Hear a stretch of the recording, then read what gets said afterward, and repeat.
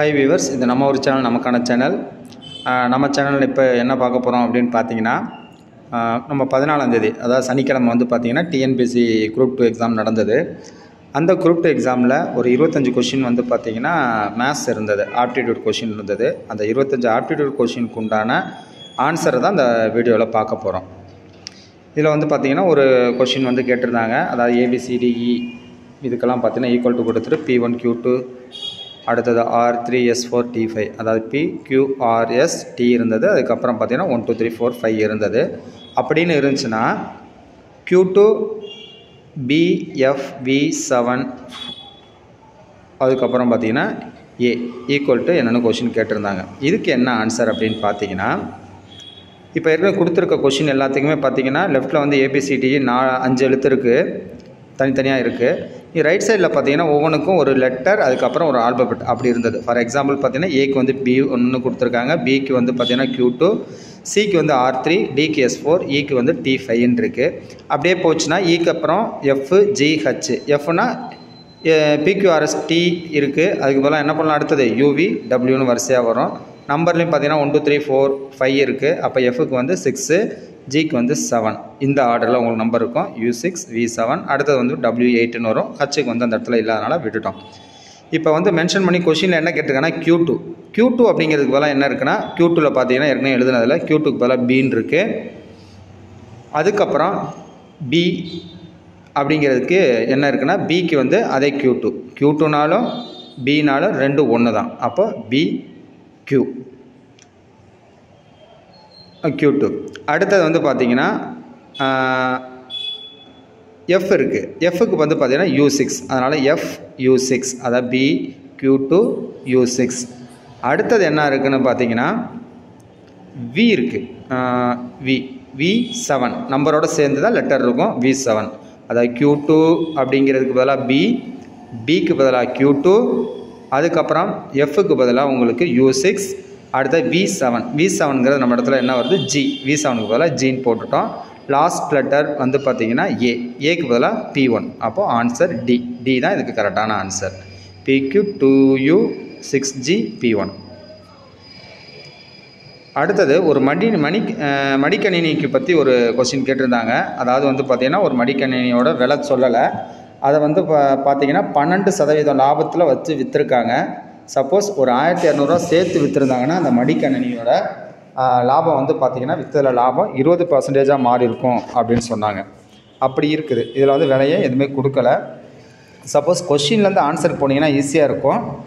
அப்படி இல்லாமல் டைரெக்டாக இந்த கொஷின் எப்படி போடலாம் அப்படின்னு பார்த்தீங்கன்னா, இவங்க சொன்னது 12% லாபம், அதாவது இந்த அடக்க விலையோடு சேர்த்து உங்களுக்கு அடக்க விலையில் வந்து எவ்வளோ இருக்குன்னா, அடக்க விலையோடு சேர்த்து அடக்க விலையில் ஒரு 12% லாபம் ப்ளஸ் 1200 சேர்த்திங்கன்னா 20% லாபமாக கிடைக்கிது. அப்படின்னா நம்ம அடக்க விலை எவ்வளோன்னு தெரியாது, அதோட ஒரிஜினல் ரேட் வந்து எவ்வளோன்னு தெரியாது. அப்போது இதோட பேட்டர்ன் எப்படி இருக்கும் அப்படின்னு பார்த்தீங்கன்னா, 12% லாபம், அதாவது அந்த பர்டிகுலர் அடக்க விலைக்கு 12% லாபம் ப்ளஸ் 1200 ரெண்டையும் சேர்த்திங்கன்னா எவ்வளோ வரும்னா 20% ஆஃப் அடக்க விலை, அதாவது லாபம், அவ்வளோன்னு சொல்லுவேன். 20% ஆஃப் அந்த லாபம் கிடச்சிருக்கும். இதை வந்து நம்ம வந்து ஈக்குவேஷன் எழுதுகிறப்போ 12% லாபம்னா எக்ஸுக்கு 12% அப்படிங்கிறது எக்ஸ் இன்ட்டு 12/100 ப்ளஸ் எவ்வளோ சேர்த்து விற்றுருக்காங்கன்னா 1200 சேர்த்து விற்றா நமக்கு என்ன கிடைக்கும், 20% லாபம். 20% அப்படிங்கிறது 20/100 இன்ட்டு அடக்க விலை எக்ஸு. இப்போ ரெண்டு சைடுமே பார்த்திங்கன்னா உங்களுக்கு லெஃப்ட்டில் வந்து எக்ஸ் இன்ட்டு 12/100 12xன்னு வந்துடும், ப்ளஸ் 1200 இதில் வந்து 12x/100ன்னு வந்துடும். அடுத்ததில் வந்து 20x/100ன்னு வந்துடும். அடுத்தது எல்சிஎம் எடுத்து லெஃப்ட்டில் ஆட் பண்ணுறோம், 100 தான் எல்சிஎம், அதனால் 12x அப்படியே போட்டுட்டு 1200 ஒரு 2 0 சேர்த்து எழுதிக்கிறோம், ஈக்குவல் டு 20x/100ன்னு வந்துடும். ரெண்டு சைடு 100 அடிச்சிட்டோம் அப்படின்னா அடுத்தது இந்த 12x அந்த சைடு போச்சுன்னா 8 மைனஸ் 12x ஆயிரும். ஏற்கனவே 20xயில் ஒரு 12x போச்சுன்னா 8xன்னு வந்துடும். லெஃப்ட்டில் வந்து 1,20,000 இருக்கும். அப்போ 8x ஈக்குவல் டு 1,20,000. அப்போ எக்ஸ் ஈக்குவல் டு அப்படிங்கிறப்ப 1,20,000 8ஆல் டிவைட் பண்ணிங்கன்னா 15,000 வந்துடும். இதுதான் வந்து பார்த்திங்கன்னா ஆன்சர். இதுக்கு வந்து ஆன்சர் வந்து 15,000, ஆப்ஷன் ஏ. அடுத்த கொஷின், 500இன் 30% மதிப்பில் 20% என்ன அப்படின்னு சொல்லி கேட்டிருக்காங்க. இதுக்கு வந்து 500க்கு 30% எவ்வளோன்னு கண்டுபிடிச்சிட்டு அந்த ஆன்சருக்கு 20% கண்டுபிடிக்கணும். வர ஆன்சருக்கு 20% கண்டுபிடிக்கணும்.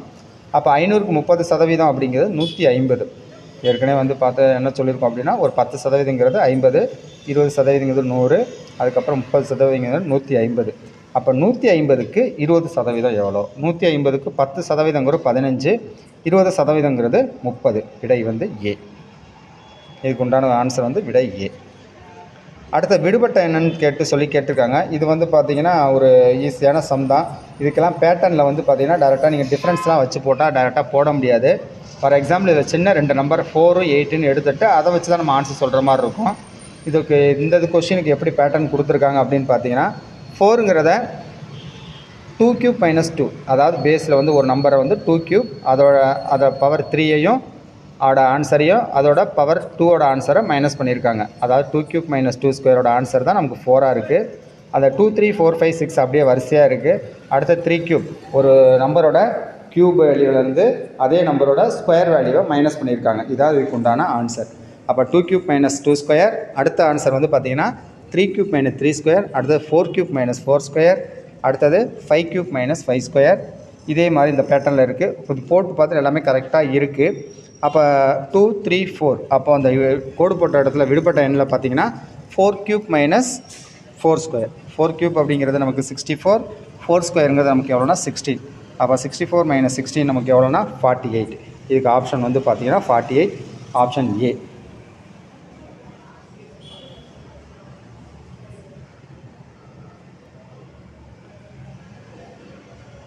அடுத்த கொஸ்டின் வந்து முதல் இயல் எண்களின் கூடுதல் 253 எண்ணின் மதிப்பை காண்க அப்படின்னு சொல்லி கேட்டிருக்காங்க.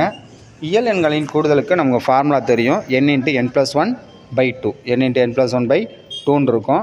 அதோட ஆன்சர் தான் எவ்வளோன்னு கொடுத்துருக்காங்க, 253ன்னு கொடுத்துருக்காங்க. அப்போ n × n+1/2ங்கிறது நமக்கு 253. அந்த 2 அந்த சைடு போச்சுன்னா மல்டிபிள் ஆயிரும். அப்போ n × n+1 = 2 × 253 எவ்வளோ 506. இப்போ இதுக்கு நம்ம வந்து ஆன்சர் வந்து நீங்கள் ஃபேக்டர் பண்ணி போடலாம். இல்லை அப்படின்னா கொடுத்துருக்க ஆன்சரை வந்து மல்டிபிள் பண்ணால் வருதான்னு பார்க்கணும். அதாவது என்னங்கிறது ஒரு நம்பர், கொடுக்குற 4 ஆப்ஷனில் ஒரு ஆப்ஷன், அந்த நம்பர் இன்ட்டு அதோட அடுத்த நம்பர் n × n+1. சப்போஸ் 22ன்னு எடுத்துக்கிட்டோம்னா கொடுத்துருக்க ஆப்ஷனில் 22 × 23 ஆன்சர் வருதான்னு பாருங்கள். சப்போஸ் 21 கொடுத்தாங்கன்னா 21 × 22 இது வருதான்னு பார்ப்போம். ஆனால் இதை கொடுத்துருக்க ஆன்சரில் பார்த்தீங்கன்னா 6ல் முடியுது. அதனால் 22 × 23 தான் அதுக்கு ஆப்ஷன். அப்போ 22, அப்போ n க்கு 22, n+1னா 22 + 1 23. அப்போ 22 × 23 தான் நான் 506. அப்போ n க்கு பதிலாக என்ன வேல்யூ அப்படின்னா 22. எத்தனை நம்பர் அப்படின்னு பார்த்தீங்கன்னா 22 டேர்ம்ஸ்.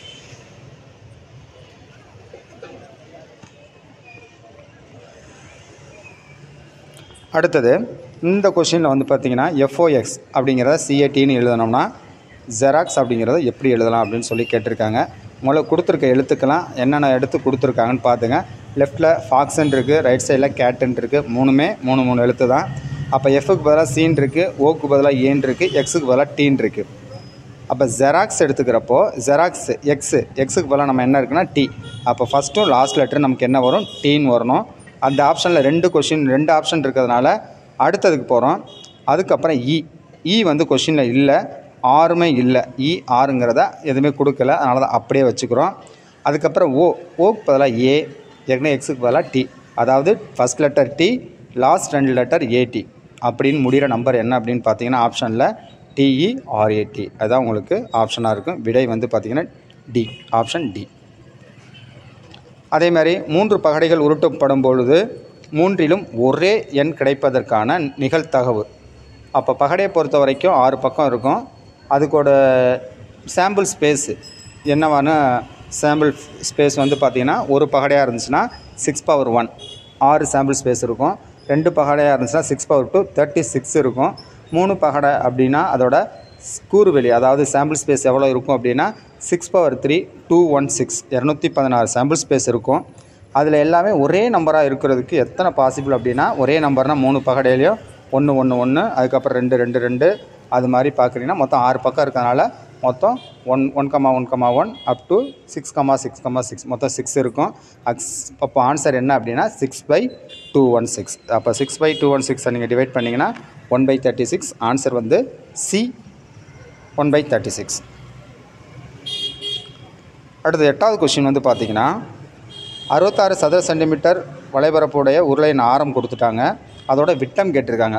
ஃபஸ்ட் நம்ம ஆரம் கண்டுபிடிக்கணும். கண்டுபிடிச்ச ஆரத்தை 2ஆல் மல்டிபிள் பண்ணிங்கன்னா அதான் விட்டம். அதாவது பார்த்தீங்கன்னா D = 2R. அதாவது டயாமீட்டர் ஈக்குவல் டு என்னென்னா 2 டைம்ஸ் ஆரம். 2 ஆரத்தையும் ஒன்றா சேர்த்தோம்னா அது நமக்கு விட்டமாக கிடைக்கும். இப்போ வலைபரப்போட ஃபார்முலா உருளைக்கு சிலிண்டருக்கு என்ன அப்படின்னு பார்த்தீங்கன்னா 2πRH. அதை தான் என்ன பண்ணிட்டாங்க அப்படின்னா 66ன்னு கொடுத்துருக்காங்க. அப்போ 2க்கு பதிலாக 2, பைக்கு பதிலாக 22/7, ஆருக்கு பதிலாக 6னே வச்சுக்கிறோம். H வந்து 7ன்னு கொடுத்துருக்காங்க.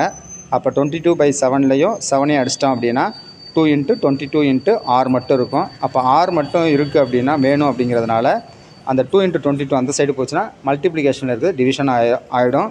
அப்போ 66/2 × 22 இதை கேன்சல் பண்ணிங்கன்னா நமக்கு 3/2ன்னு கிடைக்கும். அப்போ ரேடியஸ் எவ்வளோ அப்படின்னு பார்த்தீங்கன்னா 3/2. அவங்க கொஷின் கேட்டது விட்டம், அதாவது டயாமீட்டர் கேட்டிருக்காங்க. அதனால் வர 3/2 2ஆல் மல்டிபிள் பண்ணுறப்ப 2ம் 2ம் கேன்சல் ஆயிரும். 3 சென்டிமீட்டருங்கிறது நமக்கு ஆன்சராக கிடைக்கும். அப்போ விடை வந்து பார்த்திங்கன்னா டயாமீட்டர் வந்து 3 சென்டிமீட்டர், ஆப்ஷன் டி. அடுத்தது 9வது கொஸ்டின் என்ன இருக்குது அப்படின்னு பார்த்தீங்கன்னா, ஒரு இருசக்கர வாகனம் வாங்கியிருக்காங்க. அது வந்து பார்த்திங்கன்னா 80,000. எப்போ? 2 வருஷத்துக்கு முன்னாடி. அது வந்து ஒரு வருஷம், அதுக்கு அடுத்த வருஷம் விலை குறையுது, அதுக்கு அடுத்த வருஷம் விலை கூடுது.